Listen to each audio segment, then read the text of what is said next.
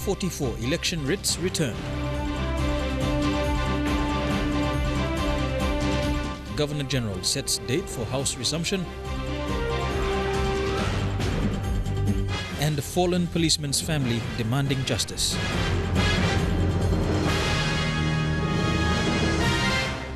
This is National EMTV News with Meriba Tulo. A very good evening. Thank you for joining us for Wednesday's news. Prime Minister Peter O'Neill has welcomed the ongoing declaration of People's National Congress Party candidates from around the country. He says this demonstrates the nationwide appeal of the PNC-led government and its policies. Mr. O'Neill highlighted that PNC will continue to focus on being equitable and fair to every district and province. He said the PNC-led government had delivered roads and bridges along with free education and healthcare alongside improved law and order. He said members who had worked hard and managed their district and provincial services improvement programs were proven by the support they received to be returned for another term. So far, 44 election writs have been returned and registered with the Papua New Guinea Electoral Commission. Today, 6 election writs were returned by returning officers of respective electorates. And with the deadline extended to Friday for the return of writs, more writs are expected to be returned. As of 2 this afternoon, the PNG Electoral Commission has so far received 44 election writs. Deputy Electoral Commissioner John Calamoro received the election writs on behalf of the PNG Electoral Commissioner Patilus Kamato. They include the Ambunti Drakikiar, Aida Pelumi, Vanimo Green, Northern Regional Ejivitari, Sohe and Central Bougainville. And I'm happy to say each one province complete. All the writs are being returned today. So congratulations to the team from Northern Province. And again, thank you to the chairman of the Provincial Election Steering Committee to be here to witness. Mr. Calamoro thanked those who have contributed to the success of the conduct of this year's national general election. Let me thank all the provinces, people from the provinces, on their response and the support so far, resulting in the writs being returned from these respective electorates. Fabian Haklitz, National EMTV News. A pact is in its drafting stages for all alliance parties to sign and form the next government. This is from National Alliance Party President and member-elect for Namatanai, Walter Schnobelt, who says the pact will be signed by party leaders whose policies are aligned. The National Alliance President made this announcement in a joint news conference this afternoon with PNG National Party leader Karenga Kua. He says the agreement is in its drafting stages and once finalized, it will be signed. Administratively, we're taking care of that. Okay, so there will be a pact, there will be an agreement signed with all parties as we're going forward. Okay, so right now, it's being processed. Mr. Kua says smaller parties will back big players like National Alliance and Pangu to form government. Kua says the agreement is a sign of solidarity and better understanding between the different parties. We, as a junior partner in this government, are right behind our major parties who are leading the race in numbers at the moment. And we will pull our numbers together and we propose to form the next government. In a separate news conference today, outgoing opposition leader Don Polio pledged the support of the Triumph and Heritage Empowerment Party. So that party is part of this internal group, and we are a very loyal people. Regardless of our number, we maintain that stance, and whatever decision that the group is made is will be subject to the decision of the majority of the team that I've just outlined. While other parties work around to dethrone ruling party PNC, PNC declared MPs are slowly making the way to Alatau. Today, 3 of us come in, and we have about 4 in Port Mosby who will come in tomorrow. There's about 3 others coming in later tonight on tonight's flight. Hopefully the weather holds up for them. Jack Lapave Jr., National EMTV News. Member-elect for Samarai Murwa, Isi Henry Leonard, has made a strong statement to join the opposition camp. Mr. Leonard said he will remain as an independent but will team up with PNG National Party. Leonard said this upon his arrival in Port Moresby this morning. The Samurai Murua MP-elect arrived before noon today with his wife and was welcomed by his people in Port Mosby. Mr. Leonard was received by PNG National Party leader and Sine Yongomul MP-elect Kerang Kua. In a brief news conference, Mr. Leonard made a bold statement to join the opposition alliance party. And I will choose a party that will stand for change in Papua New Guinea leadership. For me, I will not support Peter O'Neill regime. Welcoming Mr. Leonard, Mr. Kua says the objective of the alliance group of parties is to serve the interest of the people.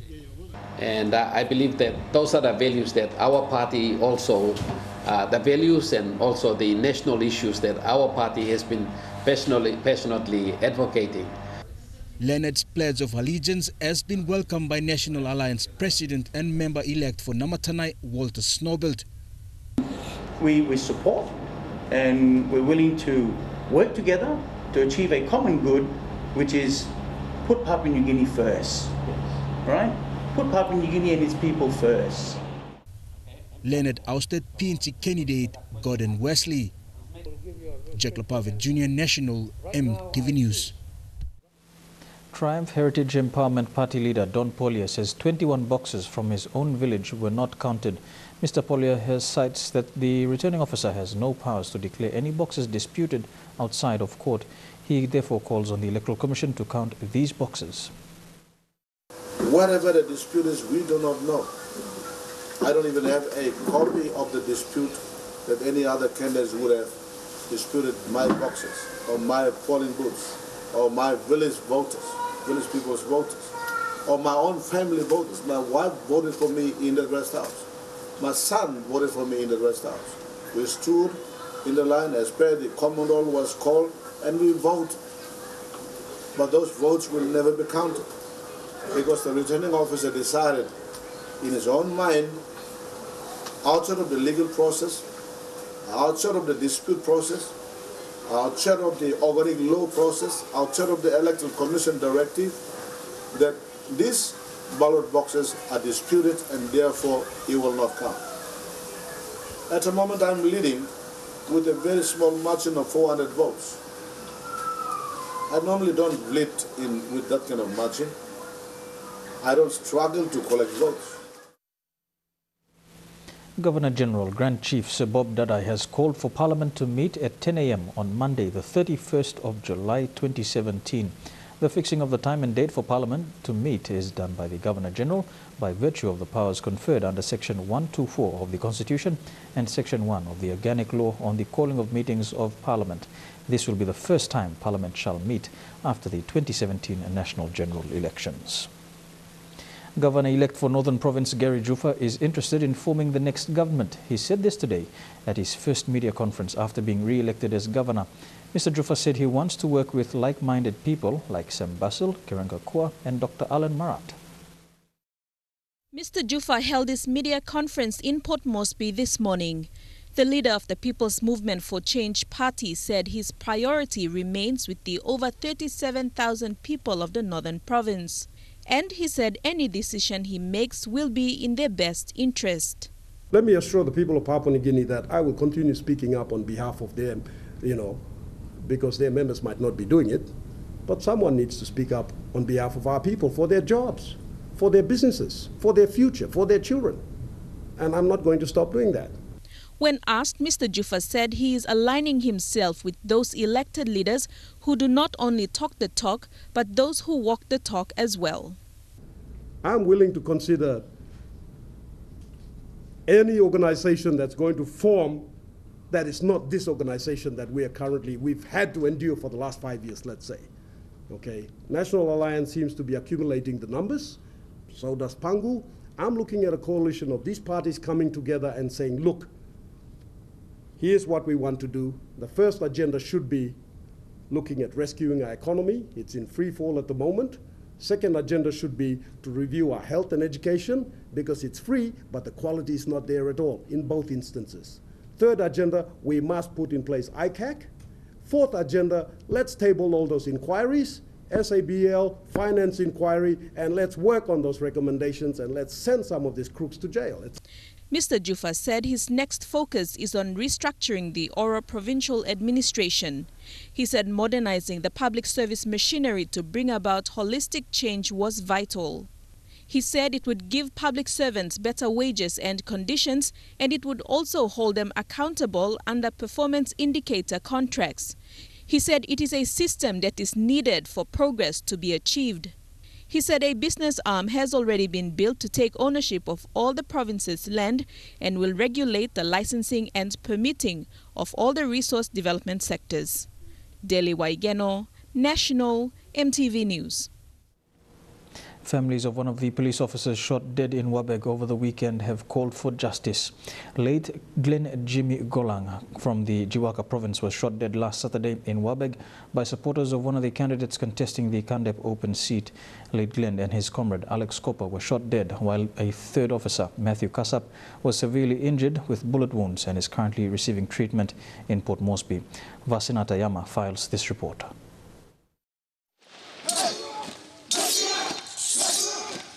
When EMTV News arrived at Menjip in Jiwaka province, families and tribesmen of late Glenn Jimmy held up placards and were chanting the war cry of the fallen cop. Young men and women were dressed in mud and holding tribal weapons, while mothers crying, depicting that Glenn died a brutal death.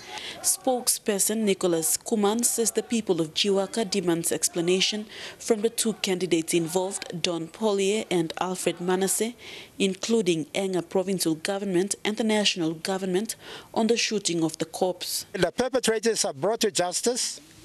We will pursue the issue wherever and whichever way we believe is possible, even if it means that as a last resort, we need to take appropriate actions that will cripple the economy of this country.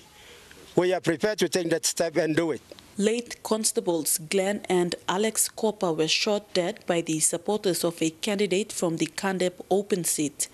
The third cop, Matthew Kasap, was severely injured with bullet wounds and is currently receiving treatment at a hospital in Port Mosby. The shooting happened last Saturday after an incident between supporters of the two candidates, Alfred Manasseh and Don Polio, regarding the counting of the ballot boxes for Kandep Open. The late Glenn's family felt that Jiwaka people have become victim of Enga politics. And the respective candidates, we expect them to be here for us to try and explain to us why our young man lost his life and it's bloodshed on Enga's land. The 27-year-old Glenn is survived by a 2-year-old son and a wife who is also expecting their second child. The tribesman of Menjip says if the government and the candidates involved do not give them a favorable response, they threaten to do anything to hold the country at ransom.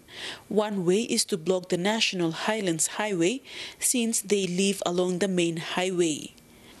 Because his death cannot be justified by any other reason than an seriously orchestrated criminal act in the interest of maintaining power for this country. And this cannot be condoned by anybody who is legal-minded and civil-minded. The family condemns such act and behavior. They said the corps were not shot in the line of duty. They were shot for a purpose and are demanding justice for the trio. Vasinata Yama, National EMTV News, Mount Hagen.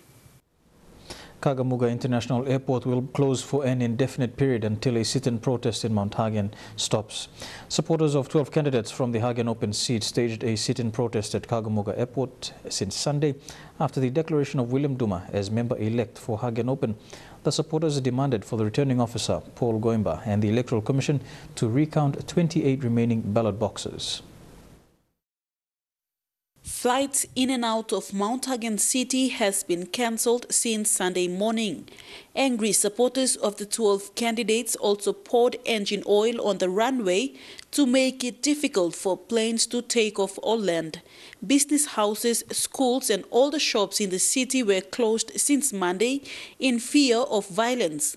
The supporters of the 12 candidates said their rights have been denied by not counting the remaining 28 boxes before declaring declaring member-elect for Hagen open. The supporters said these remaining boxes were overlooked because it contains base vote of the candidates. The total ballot papers issued to the 148 wards in Hagen open was roughly 81,000. They said the absolute majority should have been 40,500 plus, and since no one had reached that majority vote, they asked for the 28 boxes to be counted. EMTV was unable to reach the returning officer for his comment. Individuals may blast up long and first plus step long gisim house long all get the community lawyer and first plus step me blagisim. But suppose no got on the favorable response. Fault non abstab on the mibla, but fault has to be na the man in charge electoral commissioner on them are na ARO na the government of the day Ubla deny him right blue mibla so mibla sin down on them. Yesterday, the 12 candidates petitioned the Provincial Election Steering Committee and the Electoral Commission to have the boxes counted. They gave 48 hours ultimatum for the authorities to respond. Failure to come back with a favorable response tomorrow will see the closure of airport to continue. Vasinata Yama, National EMTV News, Mount Hagen.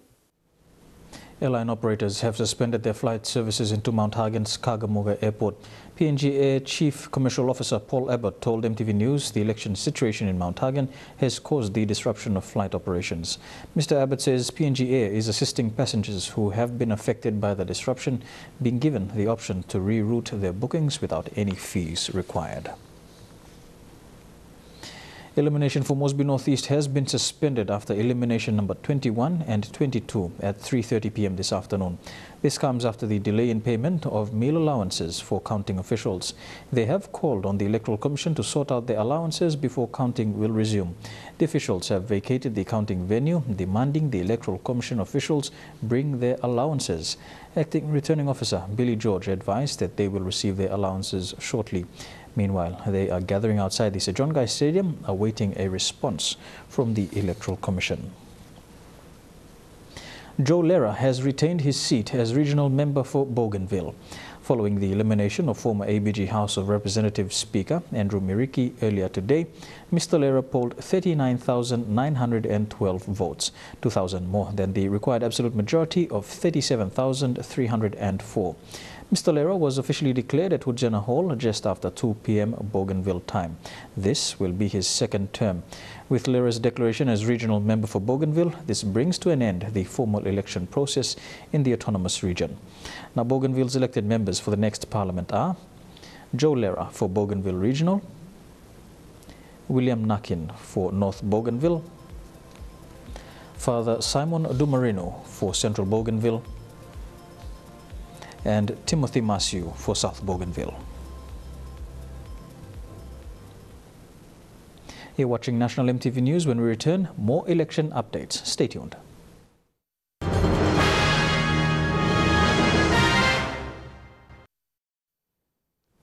Welcome back to National EMTV News. Several poll workers of Mosby Northwest are disappointed over their allowances, and they have been frequenting the main office of the PNG Electoral Commission seeking answers as to why there were delays with the release of their allowances.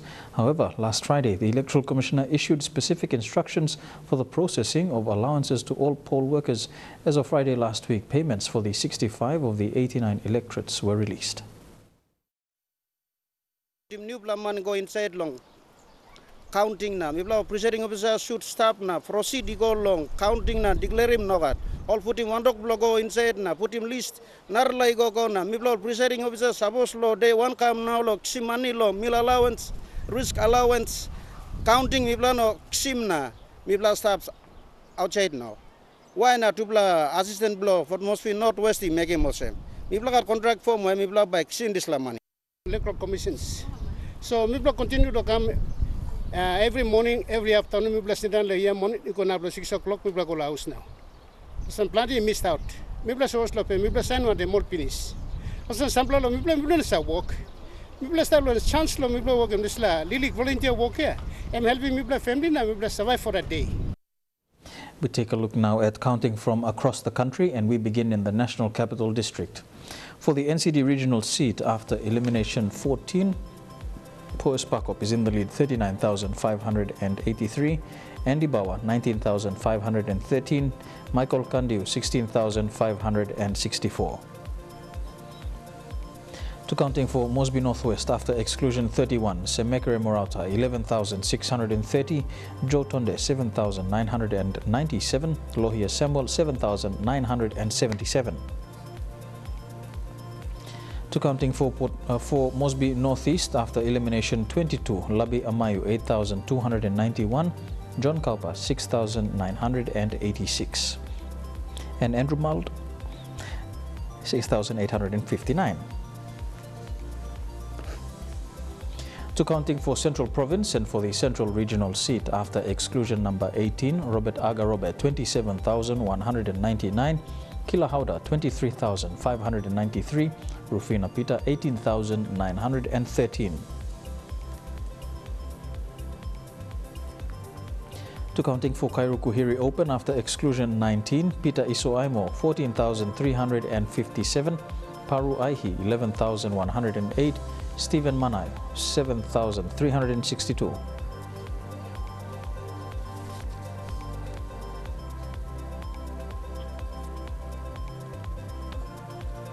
To counting in the Madang province and for the Madang regional seat after count 78, James Yali 39,709, Jerry Singarok 37,768, Peter Yama 30,833.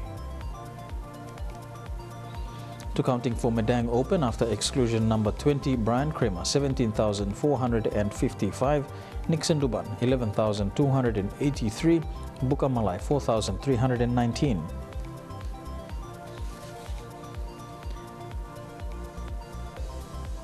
To counting in the East Sepik province and for the East Sepik regional seat after exclusion 17, Alan Bird 66,846, Kenny Wayu 42,395, Gabriel Dusava 32,414.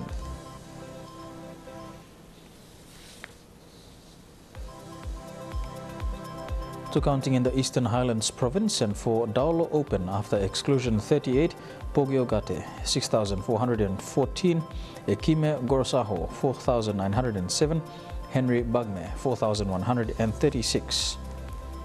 And still in the Eastern Highlands province for the Hanganofi Open, there are reports coming through that PNC's Robert Ati Jaffa is being declared as we speak, bringing the number of PNC members elected to 23 and a total number of seats declared so far to 70.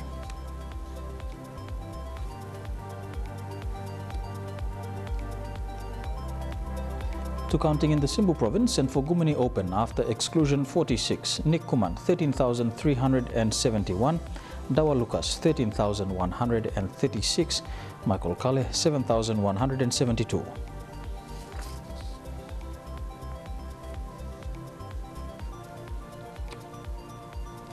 To counting in the Southern Highlands province and for the Southern Highlands regional seat after count 420, William Powie 84,322, Joe Cobol 56,288, Jerry Kiwai 36,959.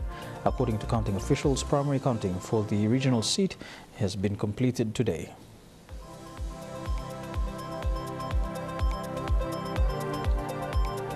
To Enga province and for the Kandep Open, Don Polio is in the lead 16,807, Alfred Manasseh 16,433, Peter Yaki 6,001.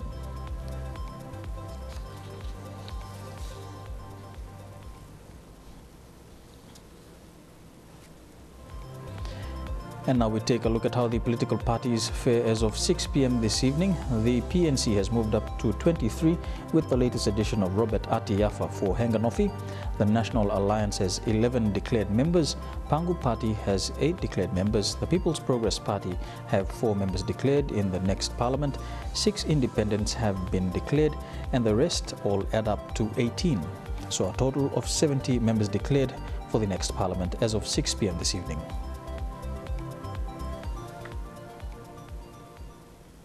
And now we take a look at the finance news. The Kina closed unchanged at $0.3145 in the interbank market.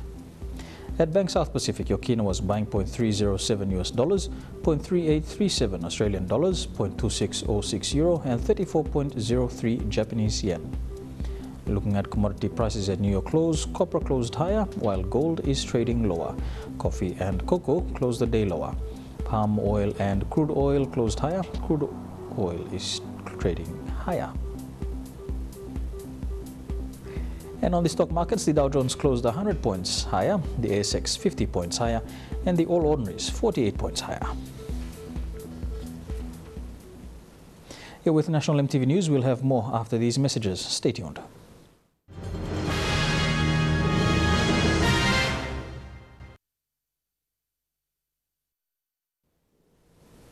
Welcome back to National EMTV News. A family in Leh is currently fighting for the title of their property, which was purchased through the government's sell-off scheme. The Tigia family have been waiting to be given the title by the National Housing Commission since 1998. They have now been evicted following a court order from the district court in favor of a second party who claims to have been given the title to the property. 53-year-old Ellen Tigia and her family have been living here for the past 34 years. The property was purchased by her late husband through the government's sell-off scheme. The title is yet to be given by the National Housing Commission. On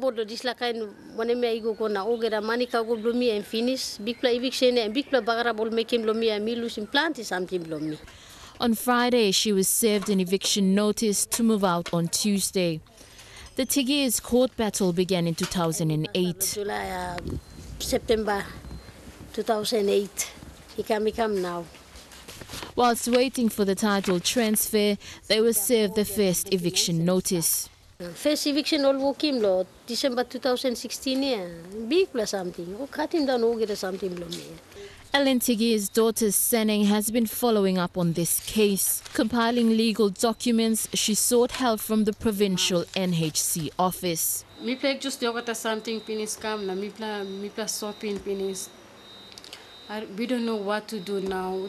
Last year in December, they were forcefully evicted from their home. Their properties thrown out and their backyard left deserted. After getting a stay order from the National Court, they moved back into the house. Yesterday, police arrived at the house with the eviction notice. Today, the family is locked out of their home, waiting for their lawyer to compile documents to request a stay order from the National Court. Lucy Kopana, National EMTV News, Leh. Turning overseas now, Kurdish forces are said to have gained back control of nearly half of the Syrian city of Raqqa, the last remaining stronghold of ISIS. The fighting has caused thousands to flee, including some families of ISIS militants. They came from different parts of the world with one aim: to join the self-proclaimed caliphate. Now they've escaped and are being held by the Kurdish forces in northern Syria. Iman and her husband left Tunisia for Raqqa, the so-called Islamic State's stronghold. شفنا الاشياء بالتلفزيون وبالنت كيف داعش كانت بسوريا كيفاش تعامل الناس كيف تعمل اناشيد كيف تقيم شرع الله عجبنا الفكره. He wanted to be a fighter. She says she wanted to live a proper Islamic life. I had many questions and I managed to send them to her. Iman, I'm just wondering if you saw other videos of beheadings, of them burning people alive. Were you not put off by that? شي مرة اتفرجت في فيديو بتونس كيف اخذوا شخص سرق وقطعوا له ايده، صح هاي، اما كثير باش نتفرج في الفيديوهات معناها ذبحوا ولا قتلوا لا. How did you think that was proper Islam? رانا هجرة في سبيل الله والرسول صلى الله عليه وسلم. العيشة بتونس خاطر بتونس ناس هاي معناها بتعيش لباس هيك شعر تعمل لي شارب هيك وتخرج وتزين حالها هذا مو لباس. But she says when they arrived, it wasn't what they expected. شفنا اشياء غريبة بيخلي انسان بيخاف حتى كناموا بخافوا على حالنا. Iman's husband is now in a Kurdish-run prison outside Raqqa. It's hard to determine whether the women who escaped are all victims. At some point, they were all part of the so-called Islamic State. Iman's son was born in Raqqa. Now she's hoping he'll grow up as far away from the Islamic State as she can take him. Do you think they'll take you back easily? And how do you expect them to believe you or forgive you when you've been part of the so-called Islamic State? احنا انسان نغلط بشر يغلط معناه وننصح اي واحد ينقذ حاله من هلا ولا لو شفت سكيمه داعش باش يموت كافر مفتس لا حور ولا تقابل عز وجل راك نار جهنم وبئس المصير. The fate of U.S. Attorney General Jeff Sessions appears to be hanging in the balance as President Trump continues to publicly slam him. Donald Trump has in the past week criticized the top prosecutor's approach to intelligence leaks and today said if he had known he'd rescue himself from the Russia. Sessions, the man who presides over America's judicial system, seemingly about to face rough justice from his boss and one-time close friend, the president. For the past 2 days, Donald Trump has taken potshots at his top law enforcement officer via Twitter. Today, Attorney General Jeff Sessions has taken a very weak position on Hillary Clinton crimes. Yesterday, so why aren't the committees and investigators and of course our beleaguered Attorney General looking into crooked Hillary's crimes and Russia relations? The President of the United States and the President of the Council of Ministers of the Republic of Lebanon. And the President heaped further ignominy on the Attorney General in a Rose Garden news conference this afternoon over Sessions' decision to step aside from the Russia investigation. I am disappointed in the Attorney General. He should not have recused himself almost immediately after he took office. And if he was going to recuse himself, he should have told me prior to taking office, and I would have quite simply picked somebody else. But come on, reporters demanded. Are you going to fire the Attorney General? I told you before, I'm very disappointed with the Attorney General, but we will see what happens. Time will tell. Time will tell. If Sessions does go over the whole Russia investigation, then he'll join the former FBI Director James Comey, sacked over this issue, and the former National Security Advisor Michael Flynn, who was fired after lying about his contacts with the Russians. Senator Jeff Sessions. Jeff Sessions was the first senator to endorse Donald Trump during the campaign, giving his candidacy a massive boost, and has given the president unswerving loyalty ever since. It's not being reciprocated. You're with National EMTV News. We'll have some sporting updates in Toco Sports when we return. Don't go away.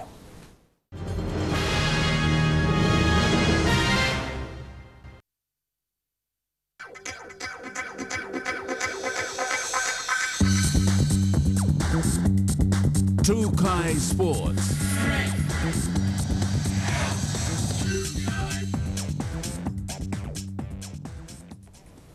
Welcome to Toco Sports. The SPPNG Hunters face a tough task this weekend when they take on the Redcliffe Dolphins. The Dolphins currently sit in third place on the Queensland Intrust Super Cup ladder. Hunters coach Michael Marum has made positional changes for this weekend's clash. Willie Minogo will move to second row after David Loco was cited for a dangerous throw. Loco has been suspended for one match by the Queensland Rugby League judiciary. Honestly, that this game will be better for the Jets game. Changes in the starting team. Wellington Albert gets back into the starting front forward. Stanton goes back into the lock forward, and also Nixon goes back up to second row. Butler Morris makes a return to the wing, moving Paul Wawa to the extended bench. After last weekend's sloppy performance, Marum says they will concentrate more on defense this week. Our defense again. I think we worked hard on our line speed again today. Redcliffe is a tough side to beat, and this weekend's match will be difficult, but the Hunters are confident they will come out on top. We understand it's going to be tough, okay? But we're prepared for The match kicks off at 1:40 p.m. on Sunday at Dolphins Oval in Redcliffe. Elijah Levet, National EMTV Sports. Still on the Hunters, they were part of a photo shoot for RSPCA PNG's 2018 calendar. This is the first time sports personnel are being featured in the yearly calendar. RSPCA PNG General Manager Helen White was delighted to have players from the SP Hunters featured in their 2018 calendar.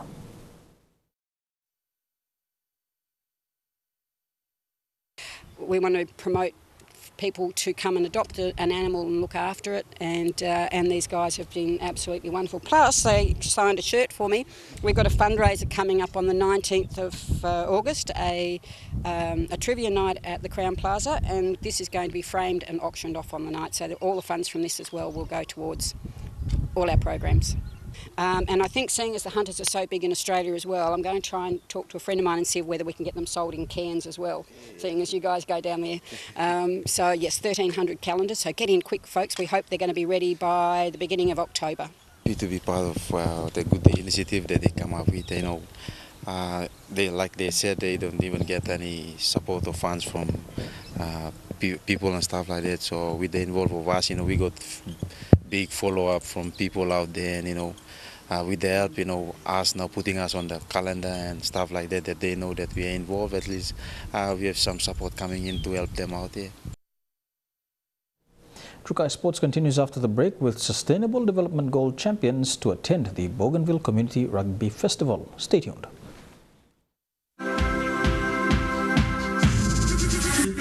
Toco Sports. Welcome back to Toco Sports. Three elite Papua New Guinea athletes recently appointed as Sustainable Development Goal champions will attend the Bougainville Community Rugby Festival. The SDG champions will link up with 10 rugby captains from Bougainville Rugby Union clubs who will act as peace ambassadors for the festival from the 27th to the 31st of this month. And if you've seen media... Papua New Guinea netball captain Loa Rickies, shooter Tanya Mairi Mahuru and former PNG cricket captain Christopher Amini, representing the PNG Olympic Committee, will engage with 10 local rugby captains from Bougainville who will act as ambassadors throughout the tournament. So bring them across, we'll do a couple of things. One is to really sort of foster and encourage the solidarity and unity between Papua New Guinea and Bougainville. Also for them as sports people, their experiences of what they've gone through and the leadership roles they have in terms of not only sports but development, working in communities, how they've managed to improve things. SDG champion shooter Tanya Mairi Mahuru said she and her fellow champions are looking forward to the opportunity to have a conversation on the global goals with the Bougainville community. A great initiative. When they asked us, if we wanted to be a part of this, definitely. If this is something that we can give back through sports, a great initiative. So meet with the other local athletes, and work together with them on, talking about the important messages of the different SDGs. For me personally, I've chosen goal number 5, gender equality. So, there'll be different activities. UNDP's Assistant Resident Representative, Julie Bukikun, said UNDP is proudly supporting the athletes to fly to Bougainville, and with this initiative will help establish a powerful platform to show solidarity and share reconciliation messages to help develop a culture of peace and dialogue for sustainable development in Bougainville. While they're there on the ground, we're also very pleased to say that they'll be meeting the Parliamentary Committee on SDGs, the Bougainville Parliamentary Committee, first of its kind in PNG and of course the region. Very pleased that also we can link up sports ambassadors of this level, elite people, talking with political leaders about the positive approaches that sports can bring to development and, for example, social cohesion in Bougainville. Bougainville Rugby Union founder and PNG Sports Foundation Executive Director Peter Chami Lili said it's a significant milestone set by PNG Olympic Committee and United Nations, one that will promote joint partnership and enhancement of Bougainville Rugby Union regional circuit. First time ever now that this activity that is going to happen in Arawa this weekend is a very unique weekend of rugby, because for the first time we'll be partnering with the United Nations, the Bougainville government now, all in line with working towards our peace on the island, but more importantly about the referendum. The event is set to start tomorrow, which will see thousands converging into Arawa town.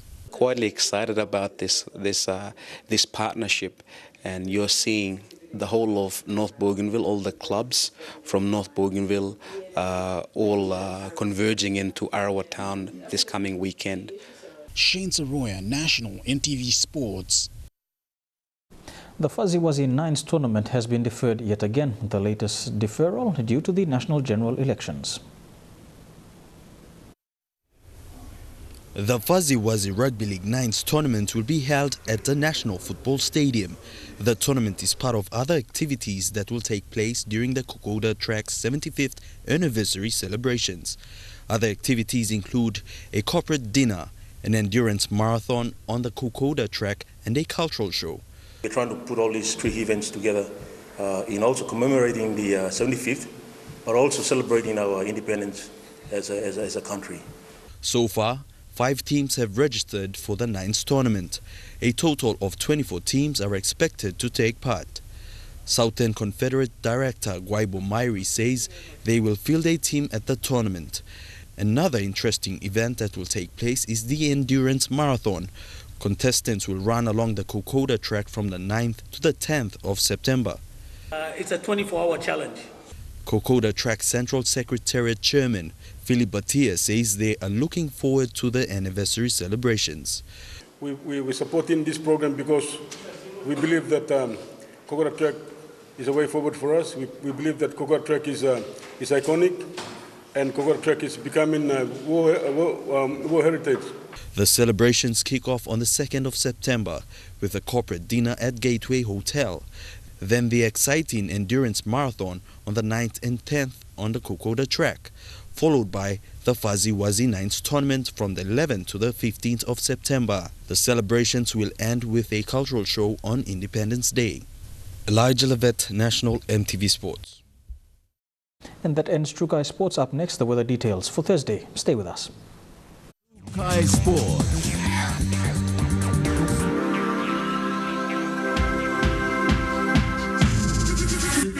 Toco Sports. The weather details are proudly brought to you by Dulux Weather Shield. Worth doing with Dulux.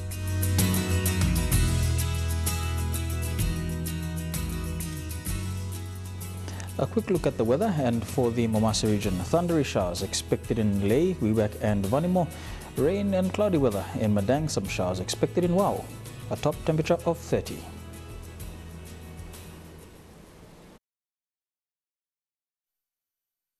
The weather details are proudly brought to you by Dulux Weather Shield. Worth doing with Dulux. And that's how it is today, Wednesday, the 26th of July 2017. Stay tuned. Up next is Your Vote 2017 with Neville Choi and Titi Gabi.